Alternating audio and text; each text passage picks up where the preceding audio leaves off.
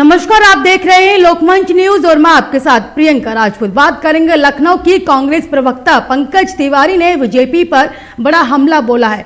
कहा कि बीजेपी को महंगाई और बेरोजगारी जैसे मुद्दों से कोई लेना देना नहीं है।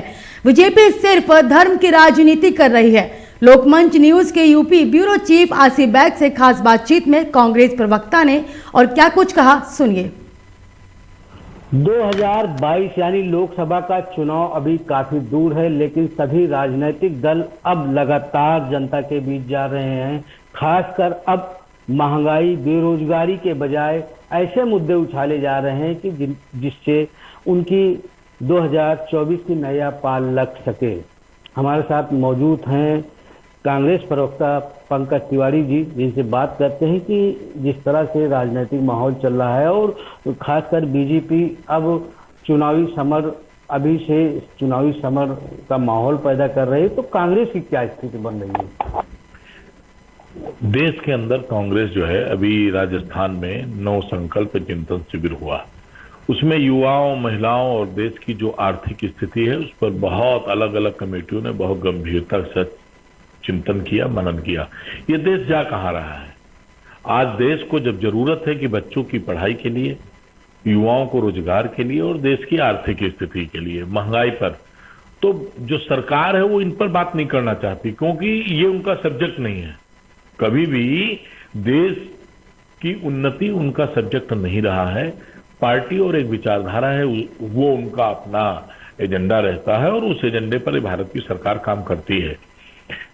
स्थिति है कि 96 रुपए लीटर पेट्रोल, डीजल और 105 में पेट्रोल पहुंच चुका है।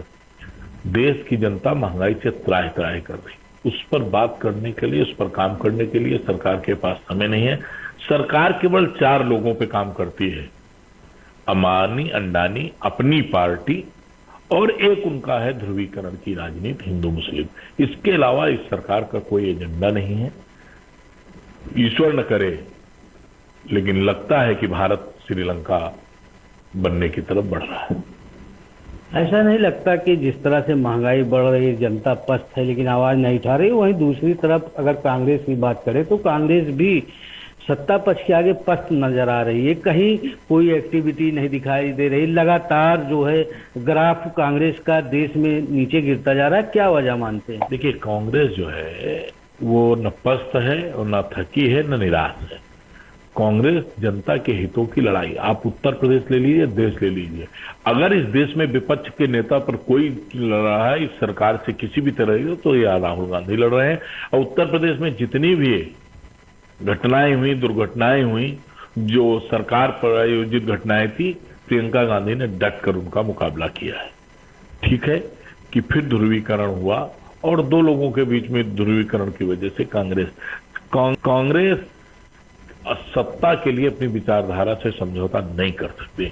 भारतीय जनता पार्टी का चरित्र है, जिन नेताओं के खिलाफ वो आंदोलन करती है जब वो विपक्ष में होते हैं, जब उनको लगता है कि मेरे पास ऐसा कोई चेहरा नहीं है जिसके दम पर हम चुनाव लड़ सकें, तो कांग्रेस हो या सपा दूसरे दल के नेताओं के चेहरे को अपनी पार्टी में शामिल करा के और चुनाव में जाती है।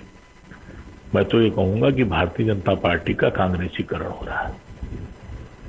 क्या लग रहा है कि जनता इस बार कांग्रेस को आगे बढ़ाएगी? जिस तरह से तमाम योजनाएं चलाने का दावा कर रही है। 10 दिन पहले तक राशन की बात करते थे कि हम भारत का राशन देने के लिए हम गरीब लोगों को, आज उन्हीं से कहा जा रहा है कि अपने कार्ड सरेंडर कर लो, वरना जितना राशन आपने लिया है उस सबकी आपकी वसूली होगी।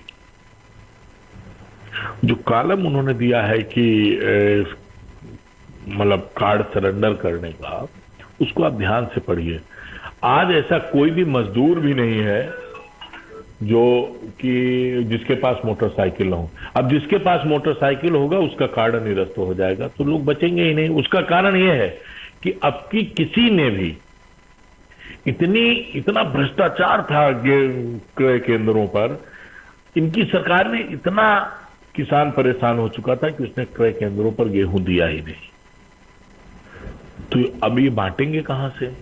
तो उन्होंने कार्ड सरेंडर करने का एक नाटक रचा है इस सरकार ने, इसका खामियाजा इनको लोकसभा चुनाव में भुगतना पड़ेगा। क्या रणनीति होगी आगे आप लोगों की? हम जनता के बीच में जाएंगे। राहुल जी की पदयात्रा भी हो रही, पूरे देश में हम कांग्रेस के कार्यकर्ता भारतीय जनता पार्टी की जन विरोधी नीतियों को उजागर करने का काम करेंगे और जनता के बीच में जाके पुनः उनका आशीर्वाद प्राप्त करने का प्रयास करेंगे। देखा जाता है पिछला चुनाव भी हुआ, विधानसभा चुनाव हुआ, इसके पहले भी कई चुनाव हुए, तो विकास के मुद्दे न होकर 89 के बाद, सांप्रदायिक मुद्दे 89 के बाद, 1989 के चुनाव के बाद उत्तर प्रदेश और देश में कोई भी विकास के नाम पर चुनाव नहीं हुआ। मैं इस दावे के साथ कह सकता हूं, सारे चुनाव उत्तर प्रदेश के अंदर ध्रुवीकरण पे हुए हैं और ये ध्रुवीकरण की राजनीति में कांग्रेस सबकी है, इसलिए उसका ये हुआ कि चुनाव में हमें अपेक्षित सफलता नहीं मिली। जी बिल्कुल, कांग्रेस प्रवक्ता पंकज तिवारी जी का कहना है कि 2024 का चुनाव हो या फिर जनता की समस्या, वह लगातार लड़ाई लड़ते रहेंगे और कांग्रेस को एक सफलता भी मिलेगी। अब देखने वाली बात यह होगी कि जिस तरह से कांग्रेस दावा कर रही है उसका जनता पर क्या असर रहता है और जनता किस तरह कांग्रेस को देखती है, यह समय ही बताएगा। आसिफ बेग, लोकमंच न्यूज, लखनऊ।